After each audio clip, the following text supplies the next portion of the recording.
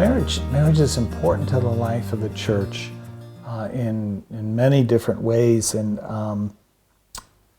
I think the primary way is that married couples set the level of love in the church, and it's an experience of love that's different from those who are not married, okay? Because we bring our experience and our gift of being married to the church. And so, you know, we can have a tendency to be more demanding and righteous without the witness of conjugal love, of married love, what we do as husbands and wives. Our sacramental presence brings those the values for forgiveness and intimacy and you know, more prevalent. It brings them into the church in a concrete, visible way. The truth of the matter is that matrimony reveals the church to itself, okay? So it's central. Its role is central.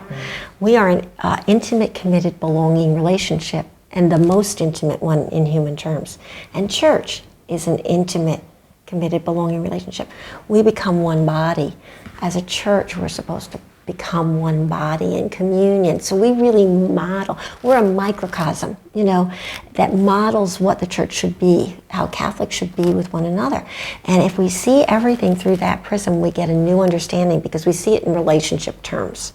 And so it's not about rules, it's not about rights and wrongs anymore. It's about intimacy and belonging and loving. Right. It's interesting because, you know, we all expect couples to give life, you know, through children.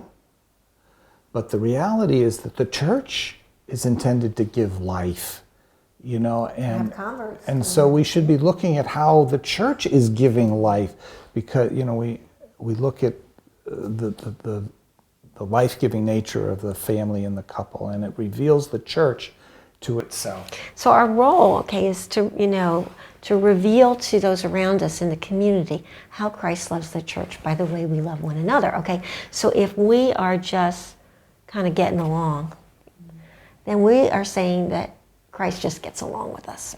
You know, we get a nice Jesus, you know, but God doesn't just get along with us. God is passionately in love with us. So when the church is filled with passionately in love couples, then we understand what that love is like.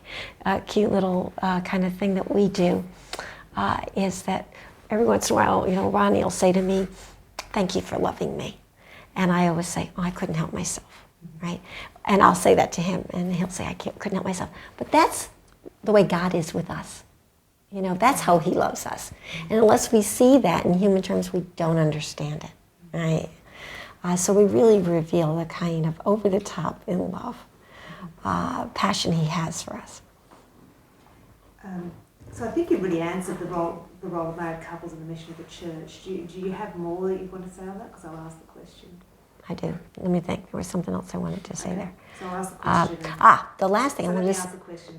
Okay. So what is the role of married couples in the mission of the church? See, I think we reveal the depth of Christ's love for the church by the depth of our intimacy, all right? Just as the priest reveals the breadth of Christ's love, you know, by the breadth of his celibate availability, right? The problem, and so together, we actually really get a clearer picture of the way that Christ loves the church, right?